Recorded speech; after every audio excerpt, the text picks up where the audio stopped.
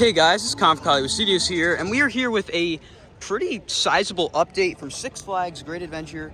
We have tons of markers throughout the entire entrance area and Metropolis, which we're going to be documenting in this video, and I'm going to give my thoughts on what this could mean for next year. It looks like there's going to be a pretty sizable project taking place out here in the entrance plaza of Six Flags Great Adventure. So we're going to see all the markers that we can find and show you guys where they are and what we think it could mean. Here's another one right here, right next to the exit of the park. After going through security, I'm already seeing more of these markers. And like I said, they've also been spotted in Metropolis, which we'll see once we go into the park.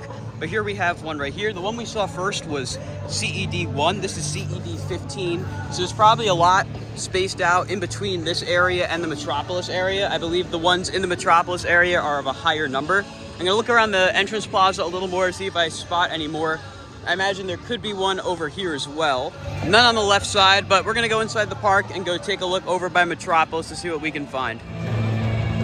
On the walk to Metropolis on the former Old Country Path, we have found another marker right here, CED37, and I imagine there's probably a lot more. I'm sure there's plenty in the backstage areas that lead in between this path and the main entrance. I do see another one up there by that bush. And here we have CED38 right in front of the Arboretum, which is pretty intriguing to me because it looks like they put, well, obviously they put tons of effort into this whole garden here.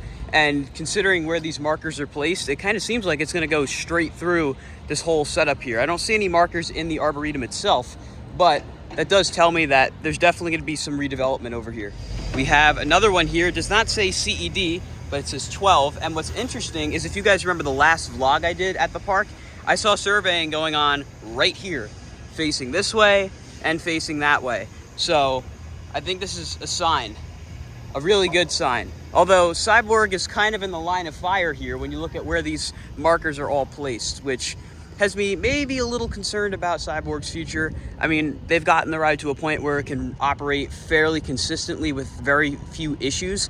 So I'm not sure why they would get rid of it. I'm not saying they are getting rid of it, but I do find it very interesting that these markers are pretty much around the ride. Spotted another marker right there at the entrance to the catering area.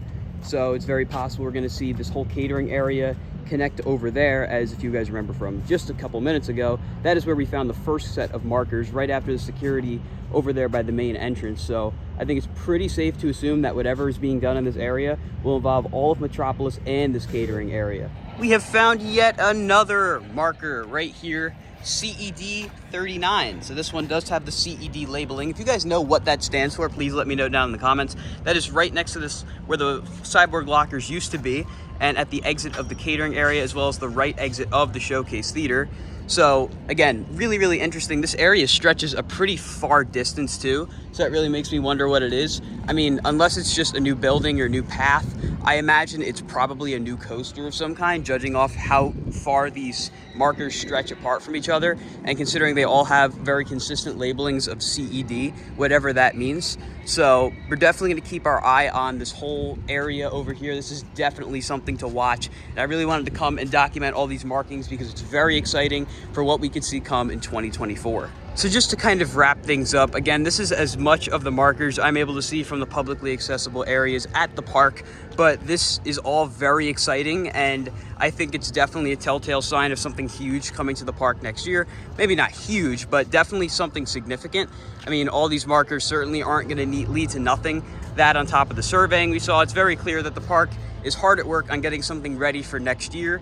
If I had to guess, like I said, I do think it's pretty probable this would be a coaster, just judging off of how spread out these markers are and the fact that a lot of them are labeled similarly, so they're likely all a part of the same project. If I had to guess what type, I think it'd be really cool if we saw a racing coaster, maybe a racing multi-launch coaster, similar to West Coast Racers, not necessarily a Premier. It could be Premier, it could be Vekoma, it could be Intamin. There's plenty of different things it could be, but I think that'd be a really good fit for the park. They could definitely theme it to DC if they wanted to, which maybe isn't my favorite thing, but you have Chiller, which used to be right here, so it'd be a pretty good way to pay homage to one of their most beloved former attractions. So I'm really excited to see what the park does, and I guess consider this construction update number 1 for Project 2024, whatever it may be, here at Six Flags Great Adventure. If you guys enjoyed this update video, be sure to like, comment, and subscribe, and I'll see you all in the next video. Goodbye, guys.